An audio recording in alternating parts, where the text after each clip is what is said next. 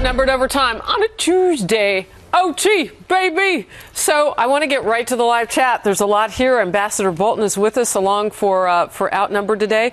Meech says on the live chat, Bernie Sanders only had 150 people show up at his last rally in Ohio. Bernie sold out and the millennials are not forgiving him. So in the TV version of us, we were talking about how Hillary Clinton is going to have to call on some of her surrogates to reach out to millennials. What's going on?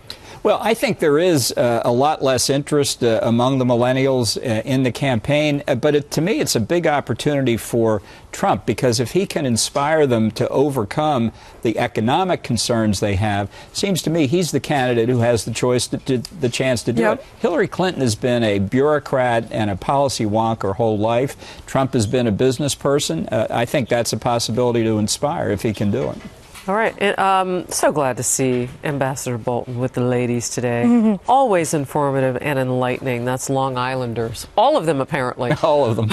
Millions of people. Every single person in Long Island. All right. Let's move on. Let's talk a little bit about the United Nations and the General Assembly that's going on.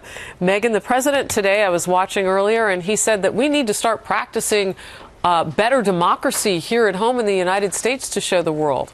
Yeah, it's all a lot of rhetoric and not a lot of specifics, and I, for one, am What does that mean? Exactly. No one knows what that means. It's a lot of big... It's a story and legacy of his career as the president, is that he does a lot of really grandiose speeches, not a lot of specifics. Whether he likes it or not, ISIS, the rise of ISIS, happened under his watch. A lot of people tried to stop it. A lot of people warned him. He chose not to listen. And again, the fact that he seems to buck responsibility, at least in some part, for the Syrian refugee crisis, continues to blow my mind. Well, I'm also so sick and tired of being lectured by the president and this administration. I mean, that's all it is. It's so much lecturing, like the war on narratives and President Obama telling us that bathtubs are more dangerous than ISIS, or climate change is more dangerous than ISIS, that we shouldn't be afraid. I'm just so sick and tired of just this blatant lecturing that's going on from the administration. It's just infuriating. Who's in the room at the General Assembly? I'm curious, because, you know, they always say the speaker plays to the room and that we're outside the room.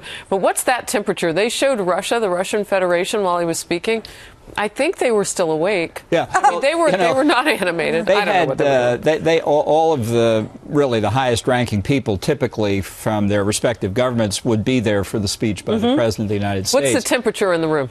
Well, it depends on who the president is. I thought the reaction today was very restrained, and I think in part because maybe they're tired of being lectured as well. I agree with that. I mean, Russia's got problems, North Korea's got problems, the United States has problems. Only Barack Obama apparently does not have problems. Thank God he's there to save us. George Bush, when he spoke at the General Assembly, used to call it the wax factory, because the reaction was non-existent. So it was like being in the wax museum, it was like speaking to a room full of wax models. And that's kind of what it looked like. I mean, I know that the camera would take certain points, because he would bring up, like when he talked about Syria, they took the Syrian Arab group that was there. But again, I mean, what can they really do? I guess they can't really animate. Yeah, they're not likely to show much of a reaction, because they're afraid if they're shown on TV back at home doing the wrong thing, it may be the end of their diplomatic Like the State of the Union, when members of Congress, you know, you kind of have to sit there and do a little clap, or if you're a Republican, look a little angry if it's Obama. What's happening on Facebook Live? Facebook Live. Lisa is a nice addition. Yay, we like her too. Deplorable from Harrisburg, PA. Jill weighs in. Thank you for joining us. Hershey's. John Bolton, you are the man. I thank you for sharing your knowledge. That's Philip Godwin. And so many people weighing in, somebody watching from Germany on Facebook Live. So we thank you for joining us. Yeah, I love that. What stands out to you in terms of, Ambassador, these side meetings that we're told that the president's going to have? Well, he'll have some on some of the key issues. Obviously, Syria and the breakdown of the ceasefire, which I think was always doomed to happen, but a number of other things that go to his legacy, and we'll see whether anything comes out of him. I think it's almost universally the case in the last year of a president's term that the other people are looking past the incumbent, and you can see it very graphically. Both Hillary Clinton and Donald Trump here in New York this week meeting with other foreign leaders, because they want to know who the successor is going to be. That's the one they're going to have to deal with, and it's an indication Obama's becoming history. All right, a shout back to Lisa from the live chats. Stony Creek Doug says, Lisa, Or John Kerry saying air conditioners are more dangerous than terrorists. Yeah. It's just back to the lecturing. And actually, funny story, I have a group text message with some girlfriends, and one of my girlfriends just texted me, who's a huge fan of the ambassador, and said, get his autograph. You know what? You've got that app now. If you just downloaded everything that's new on the iPhone, not the app, but he could sign your phone. Yeah, I need to download the software. Oh, there I am, just volunteering you, just giving your signature, I did download the new version of it, and I don't understand about 90% of My it. husband So somebody needs to help I love me it. out. I've worn those filters out. Sorry, I'm reading all the comments on Facebook Live coming in so fast. Yes. Lots of deplorables weighing in and sharing their sentiment. Senator Bulwer for Ambassador Bolton, what is your impression of how the Obama administration's Cuba overture is proceeding? Well, I think it's having the opposite effect that they said. They believed if we exchanged diplomatic recognition with Cuba that its human rights policy would improve. It would open to the United States and the rest of the world. They've put more people in prison on net than they've released.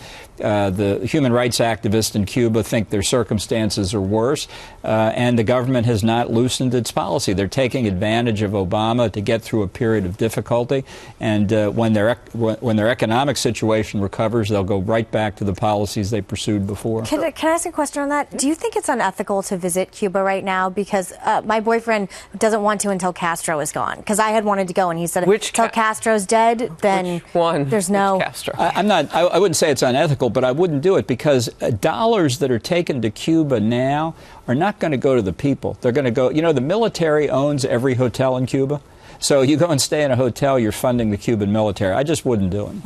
Funding the punishment of dissidents and the beating of dissidents, which happened before President Obama, or it was the night before President Obama visited Cuba. No, it was an insult. It was a calculated insult.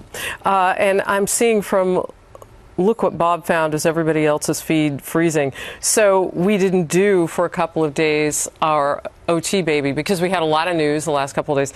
And so I think only one person says what's happening. So maybe check your computer. When in doubt, reboot. Just reboot. I'm pretty sure that's what you want to do. So I see the comments following of people trying to help this person out.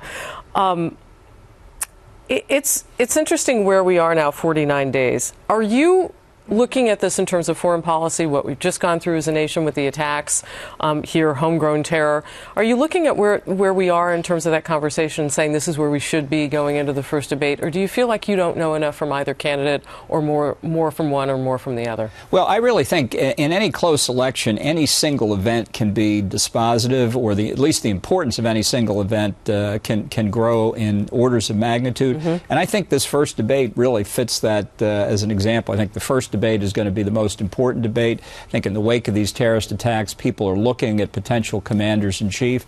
And that's why for Trump especially it's so important, because Hillary's tried to portray him as not fit to be president, and he needs to show that he can handle the job. As one person put it, he just needs to let people vote for him. But to act as though he can be presidential, and if he can carry that off in the first debate, it could be a major changing point. All right, from Facebook Live, Wes Wilson says, what, if anything, can be done to prevent President Obama from giving control of the Internet to the United Nations on the 20th of this month? Well, this is removing the United States from supervision of ICANN, which has been the basically private body that has overseen the Internet. I think it's a disaster for the United States to give up that oversight. It is a rare occasion where government regulation has actually had almost unlimited good as a consequence, because it's kept the Internet free. If oversight goes to the United Nations or international bodies of some sort or another, governments like China and Russia are going to impose constraints on the Internet, and I think we will all suffer. So I hope Congress can stop this. It's a big mistake. On a lighter note, Diana Lynn Halsell-Emery says, I love that Megyn said get Jack Daniels and popcorn ready for debate. I feel the same way, but I drink my Jack with Coke Zero. There's a lot of people tweeting me that they're drinking the same drink. Oh, gosh. For the debate. I love that. That's fun. Probably get a free bottle of Jack from somebody, right? Sandy McLeod writes, why are we not hearing more from or about Jason Falconer, the man is a hero? And that's that police officer, that off-duty officer who stepped in and took down the savage. It's interesting. It was heroism. There's no way that he could have told whether there were others out there in that mall. Yeah. So, Mr. Falconer, thank you. All right, good to have you. We'll see you tomorrow.